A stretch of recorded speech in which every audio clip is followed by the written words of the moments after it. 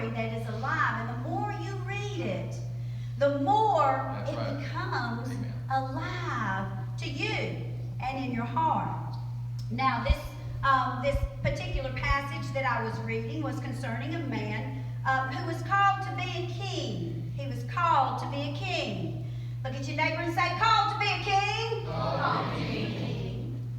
He was called to be a king. And when the time came for him to be revealed to all Israel, the scripture says they could not find him because he is hiding among the baggage. The baggage. The book version says the baggage. Hide behind the baggage. Are you videotaping this? Yeah, do you want me not to? Yeah, I was going to say you can, but I guess we need to move the baggage, so can you see? Okay. He was hiding behind the baggage. Now that's the version that the book says. King James Version says he hid himself among the stuff. Among the stuff. Through a series of prophetic words and events spoken by Samuel the prophet, God revealed to this man named Saul, the son of Kish, that he was to be the first king of Israel.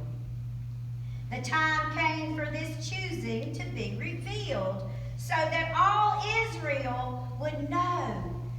And so all Israel came. People journeyed from all over to a place called Mizpah at the bidding of Samuel. Possibly they did not know why they were called together. Maybe they did. Maybe they had an idea. Maybe they had no clue, but they knew that they were bidden to come by the prophet Samuel. But apparently, this young man named Saul did know why the gathering was there. Saul wasn't merely there with the baggage, taking care of the family's luggage or their baggage or their stuff that they had brought on the journey. No, he knew what was supposed to be happening. He knew what was supposed to be, so it tells us that he hid himself. KJV says they ran and fetched him. The book says they brought him out. He was hiding. Y'all, it wasn't just he's taking care of the luggage for the family. He was hiding in the stuff. It says that they brought him out.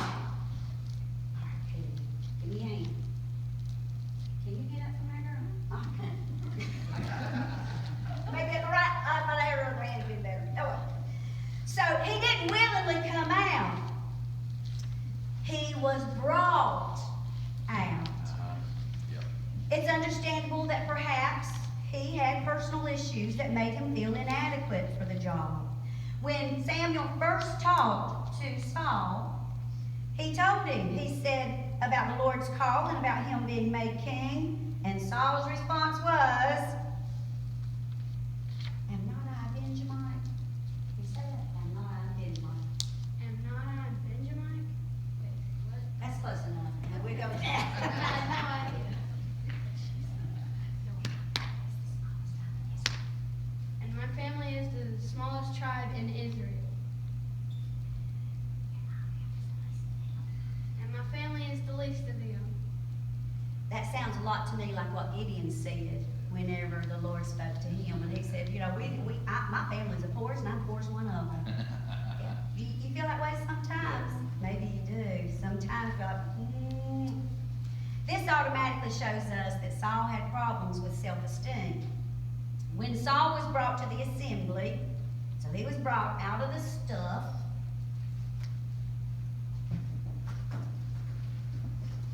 I moved the stuff, not her, but anyway, he was brought out of the stuff. When he was brought out of the stuff, or out of the baggage, hold on a minute. When Saul first told him, and he said that about, am I not the least? Let me find my spot there. spot. You know that? Standing in line. Okay, got it. When he was brought to the assembly, he was a head and taller than anyone else. Close.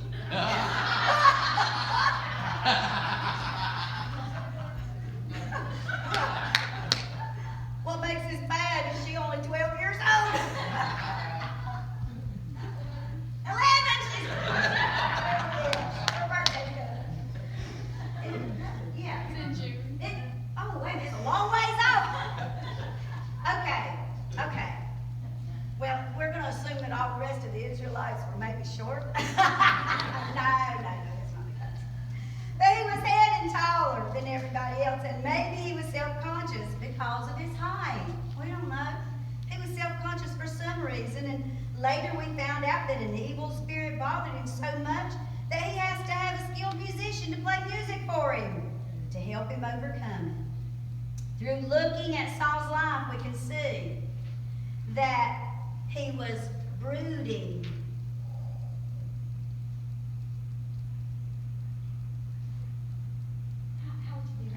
And melancholy type of person. When the Bible speaks of him hiding among the baggage, it's talking about the items that the people packed to take with them when they made their trip to Mizpah. But often, when you and I think of baggage today, we're not merely talking about suitcases. Thank you, Katie. You did a great job. Let's give her a hand. But often today, when you and I talk about baggage, we're not merely talking about suitcases.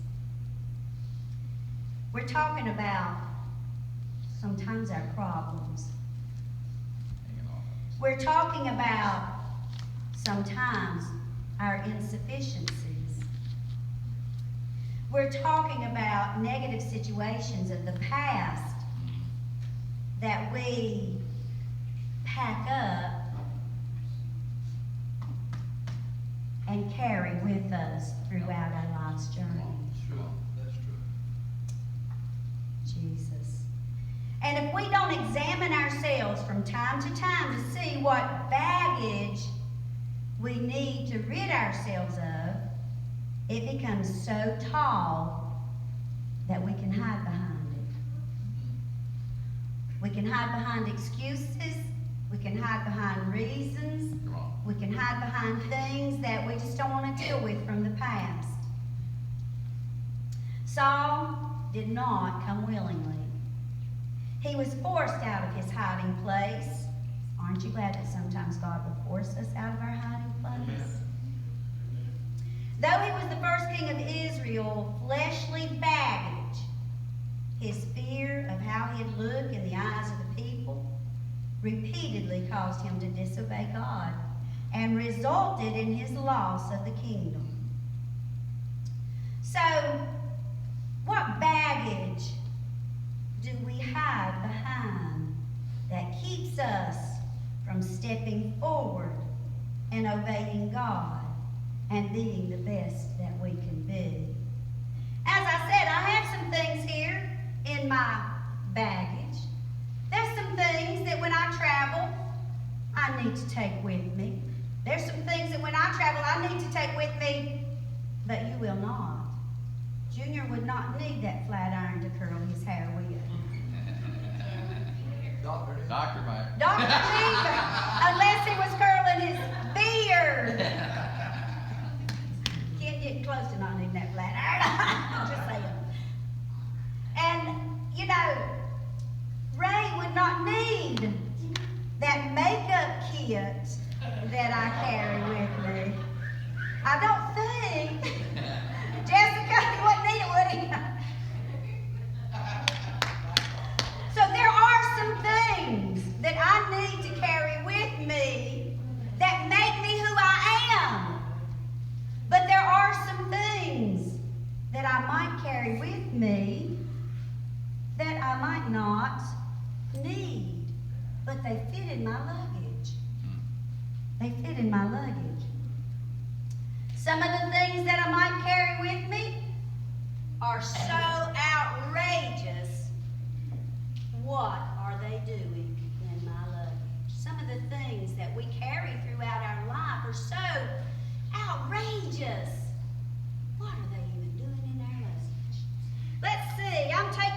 tip. And perhaps, I'm not gonna turn this around because it's probably copyrighted. But this is a picture, a Christmas picture that I bought at a store.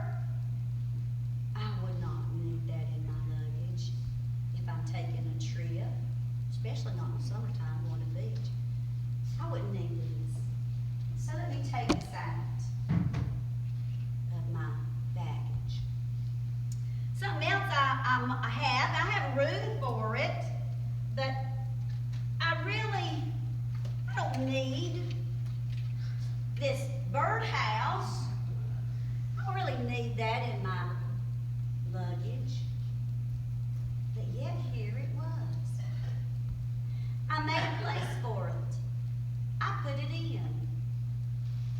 I carried it when I came through those doors. Nobody helped me this morning carry my suitcase until I done got in here. Nobody really helped me carry my suitcase.